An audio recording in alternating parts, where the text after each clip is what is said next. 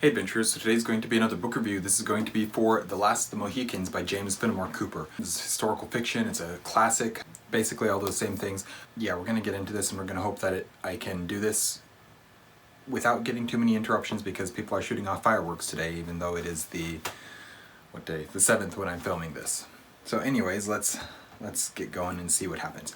So, The Last of the Mohicans is the first book written in the Leatherstocking Tales, although there is a book 1 that was written afterwards, The Deerslayer, which I already have a review of. This one is the most well-known of the books in the series, though, and it is a very well-loved book, as well as a very well-loved movie. I'd watched the movie in the past, and our family had at one point started reading the book together, but we never finished it, and we haven't read it since then. I was planning to read it in about Q1 of 2023, but then I ended up realizing, oh wait, The Deerslayer comes before it chronologically, maybe I should go read that one first. And so I read The Deerslayer instead of Last of the Mohicans, and that ended up putting off Last of the Mohicans until I came back around to it, which I finally did in December. As with most of the books I read, I rather enjoyed this one. I love the historical aspect of it, as well as it being set in a early American frontier. Our main character, Hawkeye, or Natty Bumpo, or Long Rifle, Long Carabine, or something like that. Anyways, I actually like his character quite a bit. He's a very real person. He has a very specific worldview, and allows himself to see everything through that lens without it interfering with his life and with his interactions with other people. And he's just like a good guy, and it's nice to read that type of character sometimes. And I understand this is a classic, and so people don't write books this way anymore because they don't write books this way anymore because society is different. The story here, though, is very different than what I remember for it being in the movie, and as amazing as the movie is, I actually think I liked what Cooper was doing here more than what was done in the movie. The movie was very much one of those action movie romance type things. That's about what it was. This is a very different novel than that.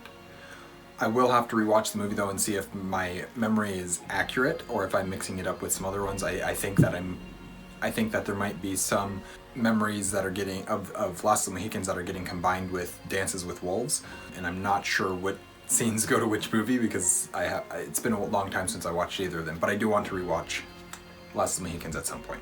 The story of this one is basically that of Hawkeye, Chingachgook, and Uncas, and a few of the other characters that are in the book as they attempt to rescue the hostage daughters of the Colonel Monroe, who's a British colonel protecting who has like control of a fort. Hawkeye and his crew are attempting to rescue his hostage daughters, his daughters that have been taken hostage by a tribe of Huron Indians that have kidnapped them. But although that is the plot, the story is that of the relationship between Hawkeye and these two Mohicans, which is Chingachgook and Uncas. And that relationship, while at the same time in this brutal world of war. This is basically the French and the Indian War. The Indian tribes are all warring with each other. The Mohicans are down to the last two Mohicans, and the Hurons are their enemies. And so there's a war going on with these people as well. Along with that is just the interactions from Hawkeye with the other characters, and knowing that although he is exceedingly skilled, there are certain skills that he does not have that his two Mohican companions do, and it's really cool that understanding that he has, being like, yeah, this is a time when I need to let them take the lead.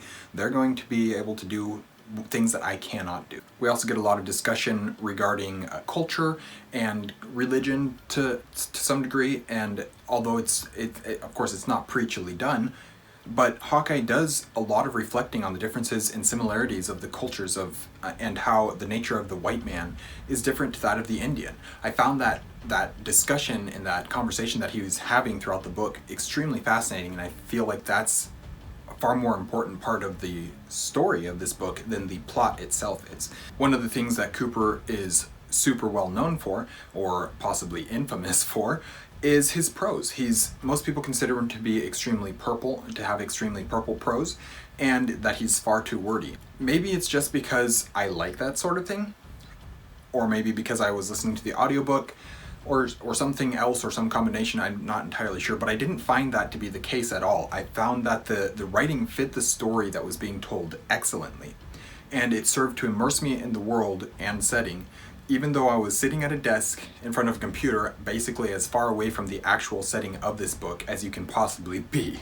Overall, this is just another fantastic classic, and one that I definitely see myself rereading in the future. It's beautifully written and told, and just one of the best books that I ended up reading in 2023, and I'm very happy to finally have gotten this one read that I've needed to read for years now. So anyways, that is my review for The Last of the Mohicans. Thank you guys for watching an Erudite Adventure. I think we're still posting videos every Monday and Thursday at the moment, but I'm not positive about that.